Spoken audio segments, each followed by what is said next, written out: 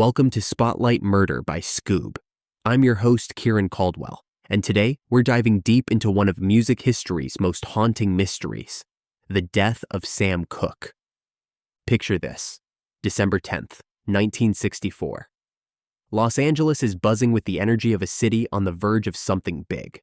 The civil rights movement is gaining momentum, and at the heart of it all is a song, A Change Is Gonna Come, performed just months earlier on The Tonight Show by a man whose voice could move mountains and mend hearts. Sam Cooke wasn't just a singer, he was a prophet with a microphone. At 33, he had already carved his name into the soul of America with hits like You Send Me, Chain Gang, and Cupid. But it was A Change Is Gonna Come that would become his masterpiece. A song so powerful that even Cooke himself said it sounded like death. Little did anyone know how prophetic those words would become. That December evening, Sam was living the dream.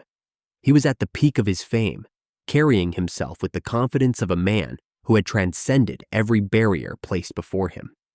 He had money in his pockets, success in his voice, and the whole world listening.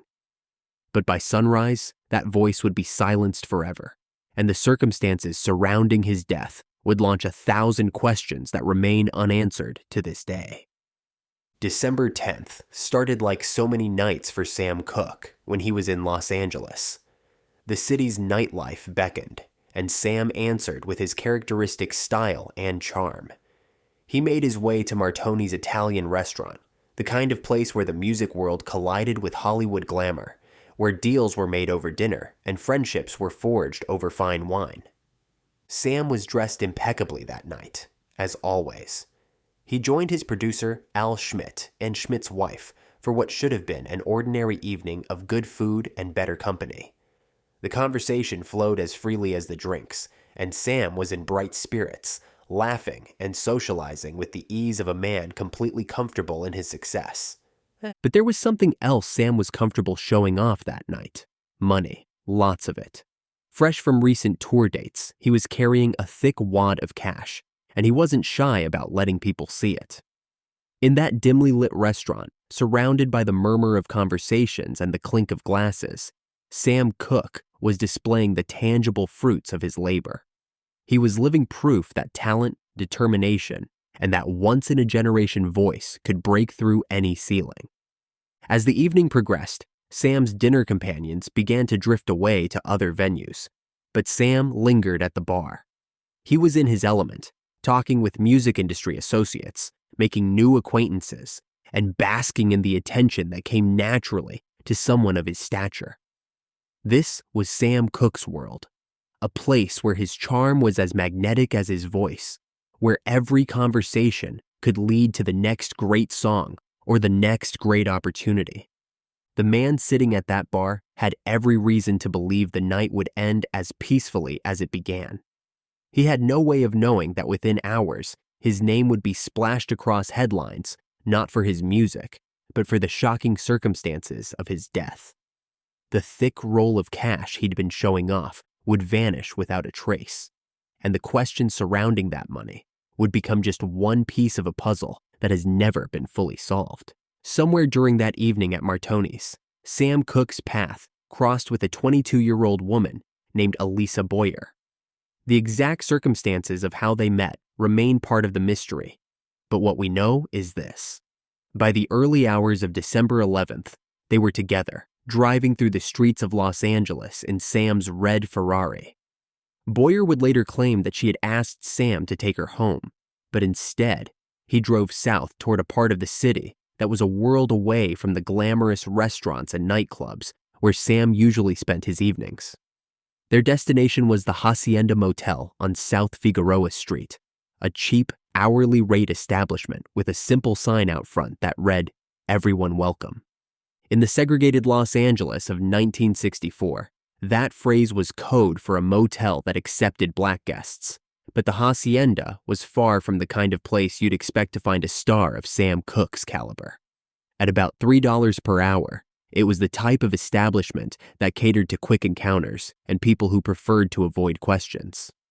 Sam, pulling up in his brand new Ferrari, was like a neon sign announcing that something was out of place. Sam went inside to register while Boyer waited in the car. When desk clerk Bertha Franklin told him they'd need to sign in as Mr. and Mrs. Sam Cooke to rent a room together, he agreed without hesitation. He paid in cash, another detail that would later seem significant. For a man who was accustomed to the finer things in life, who had credit cards and connections, paying cash at a Fleabag motel was oddly anonymous, almost deliberately untraceable. They were given a room at the back of the motel, away from the street, away from prying eyes. What happened next would depend entirely on whose version of events you choose to believe. And that's where this story takes its first dark turn into territory where truth becomes as elusive as smoke. Room 3 at the Hacienda Motel became the stage for events that would be recounted in police statements, courtrooms, and conspiracy theories for decades to come. But there was only one witness to what happened inside that room, and her name was Elisa Boyer. According to Boyer's account to police, what began as an evening out quickly turned into her worst nightmare. She claimed that once they entered the room, Sam's demeanor changed completely. The charming entertainer who had captivated audiences across America allegedly became aggressive and threatening. Boyer told investigators that Sam physically forced her onto the bed and began pulling off her clothes against her will. "I knew he was going to rape me," she would later testify, describing a scene of terror and desperation. She said Sam had stripped her down to her underwear, and in her fear, she managed to escape to the bathroom, hoping to find a way out. But the bathroom window was painted shut. There was no escape route except back through the room where Sam waited. Boyer's account continued, with her explaining how she managed to flee. When Sam went into the bathroom himself, she saw her chance. In her panic and haste to get out, she grabbed her clothes from the floor, but in the confusion and darkness, she also snatched up most of Sam's clothing by mistake. This wasn't just an ordinary mix-up. Sam's clothes contained his wallet and that thick roll of cash he'd been flashing at the restaurant. Wearing only her underwear, Boyer claimed she ran from the room, quickly threw her own clothes back on, and dumped Sam's garments on the ground before fleeing the motel entirely. Her first instinct, she said, was to seek help, so she made her way to a nearby phone booth and dialed the police, reporting that she had been kidnapped and had just managed to escape. But here's where the story gets complicated. Boyer's version of events was the foundation upon which everything else was built. Her testimony would justify the motel manager's actions, influence the police investigation, and ultimately determine the official narrative of Sam Cooke's death. Yet Boyer was the only person who could verify what happened in that room, and as we'll discover, her credibility would later come under serious scrutiny. The question that haunts this case is simple but profound. Was Elisa Boyer a terrified victim who barely escaped a sexual assault, or was she something else entirely? The answer to that question changes everything about what happened next. Imagine Sam Cooke's confusion and rage when he emerged from the bathroom to find the room empty. His companion was gone, and so were his clothes, including his wallet and that substantial amount of cash. Standing there in nothing but his sports jacket and one shoe, Sam was faced with a situation that would have infuriated anyone. But for a man of his prominence, it was both humiliating and alarming. Sam's first instinct was logical. Boyer must have gone to the motel office. Maybe she was hiding there, or maybe the manager knew where she'd gone. So he stormed out of the room and made a beeline for the manager's office, his anger growing with each step. Bertha Franklin, the 55-year-old night manager, was on the phone with the motel's owner, Evelyn Carr, when she heard furious pounding on her door. Through that door came Sam's voice, raised in anger and demanding answers. "Who's in there? Where's the girl?" Now, let's pause here for a moment and consider Bertha Franklin's position. She's working the night shift at a cheap motel in a rough part of town. It's after 3 a.m., and suddenly there's a large, mostly naked man pounding on her door and shouting. Even if she recognized Sam Cooke's famous face, the situation would have been frightening. Franklin cracked the door open to explain that Boyer wasn't there, but according to her testimony, Sam pushed his way inside anyway. What happened next is the crux of the entire mystery, because only one person lived to tell that tale, and her account would determine whether Sam Cooke's death was ruled a justifiable homicide or something far more sinister. Franklin testified that Sam attacked her in what she described as a berserk rage. At 5 feet 10 inches and around 180 pounds, Sam was a strong man, and Franklin claimed he grabbed her by the wrist, demanding to know where Boyer had gone. She said they tumbled to the floor, wrestling, with Franklin biting and kicking, doing whatever she could to break free from his grip. Finally, according to Franklin, she managed to wriggle loose and run for the desk drawer where she kept her handgun, a .22 caliber pistol that she apparently felt was necessary for working nights at the Hacienda Motel. As she grabbed the gun, she claimed Sam lunged at her again, and in fear for her life, she fired 3 times in rapid succession. 2 bullets missed their target, but the third found its mark, tearing through Sam Cooke's chest, piercing his heart and left lung. In that moment, one of America's greatest voices spoke his final words. "Lady, you shot me." Bertha Franklin would later describe the tone of those words as more perplexed than angry, as if Sam couldn't quite believe what had just happened. Even mortally wounded, he managed to advance a few more steps toward Franklin, which she took as a continued threat. So she grabbed a broomstick and clubbed him on the head, finally dropping him to the floor. And there, on the cold concrete of a motel office in South Los Angeles, Sam Cooke died. The man whose voice had provided the soundtrack to the civil rights movement, whose songs had touched millions of hearts, was reduced to a blood-spattered figure in a sports jacket, his life ebbing away in one of the city's most forgotten corners. The scene that greeted the police was chaotic and tragic. Sam's lifeless body lay on the office floor, while a distraught Bertha Franklin gave her account of self-defense. Meanwhile, Elisa Boyer was picked up nearby, having made her call to police from that phone booth, still claiming she had escaped from a kidnapping attempt. By daylight, the story was spreading like wildfire through the media. Sam Cooke, the beloved singer, had been shot to death by a motel manager who claimed she was protecting herself from his violent attack. The narrative was simple, neat, and officially accepted. Within days, a Los Angeles coroner's inquest ruled the killing a justifiable homicide. Both Franklin and Boyer gave statements and even passed lie detector tests, backing up the basic outline of events. Case closed, at least as far as the authorities were concerned.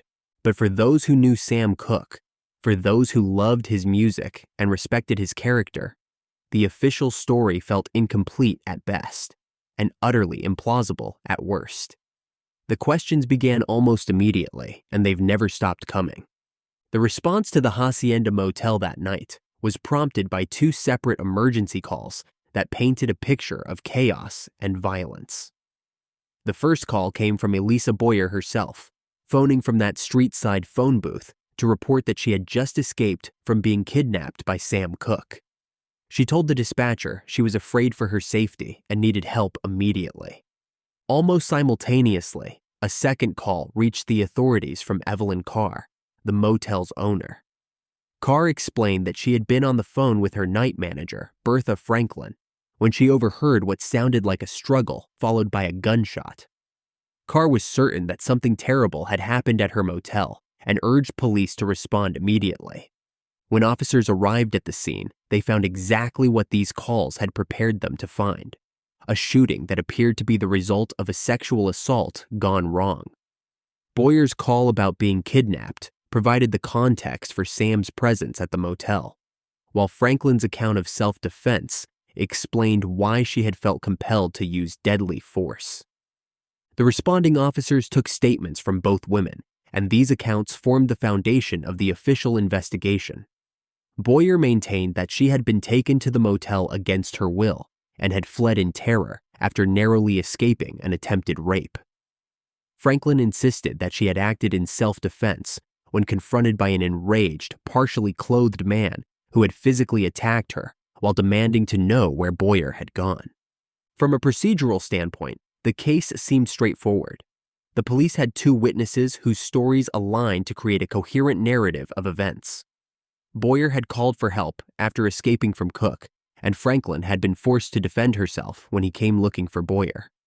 Both women presented as credible witnesses, and both passed lie detector tests. But what the police didn't find at the scene would prove to be as significant as what they did find. The substantial amount of money that multiple witnesses had seen Sam carrying at the restaurant was nowhere to be found. When officers searched his Ferrari, they discovered only $108 and some loose change, a far cry from the thick wad of cash he'd been showing off just hours earlier. Sam's license and credit cards were also missing, never to be recovered. For a man who had been flashing money at an upscale restaurant, the lack of cash and identification at the crime scene raised questions that the initial investigation didn't fully address. Where had the money gone? And why would Sam Cooke, a man of considerable means, choose to pay cash for a room at a cheap motel when he could easily afford much better accommodations? For those who knew Sam Cooke personally, the official story of his death didn't just seem incomplete, it seemed impossible. Friends and colleagues struggled to reconcile the image of Sam as a violent, drunken attacker with the man they knew, charming, mild-mannered, and unfailingly polite, even under pressure. Singer Etta James, one of Sam's closest friends, spoke for many when she said, "That just wasn't the Sam I knew." But Etta's doubts went beyond just character assessment. At Sam's funeral, she looked closely at his body and was horrified by what she saw. According to Etta, his injuries were far more extensive than what should have resulted from a few gunshots and a blow from a broomstick. His head was practically disconnected from his shoulders, she later wrote. His hands were broken and crushed. They tried to cover it up with makeup, but I could see massive bruises on his head. Etta was adamant that no woman with a broomstick could have inflicted that kind of beating against a strong, full-grown man. These observations were particularly troubling because the severe injuries Etta described weren't mentioned in the official autopsy report. This discrepancy raised the unsettling possibility that Sam had suffered violence that wasn't fully disclosed or investigated. The speed of the official investigation also troubled many observers. Within days of the shooting, authorities had ruled it a justifiable homicide based largely on the testimonies of Boyer and Franklin. There was no comprehensive forensic review, no deep dive into alternative explanations, and no serious examination of the inconsistencies that were already becoming apparent. Critics pointed out several troubling elements that didn't add up. Witnesses at the restaurant reported that Boyer had left with Sam willingly, showing no signs of fear or resistance, a stark contrast to her later claims of being kidnapped. The missing money was never adequately explained, and Franklin herself showed no visible marks or bruises when she spoke to the press after the incident, despite claiming to have been in a violent struggle with a much larger, stronger man. Even more puzzling was the testimony from motel owner Evelyn Carr, who said she had heard Franklin's conversation during the incident, but apparently hadn't heard multiple gunshots, a detail that raised questions about the accuracy of the timeline and the accounts of what had actually occurred. When the official story doesn't satisfy, alternative theories inevitably emerge, and in Sam Cooke's case, they've persisted for nearly 60 years. The most compelling of these theories suggests that Sam wasn't the perpetrator of a crime that night, but rather the victim of an elaborate setup designed to rob him of that substantial amount of cash he'd been carrying. This theory posits that Elisa Boyer wasn't a random encounter at Martoni's, but rather someone who had specifically targeted Sam after seeing him display his money at the restaurant.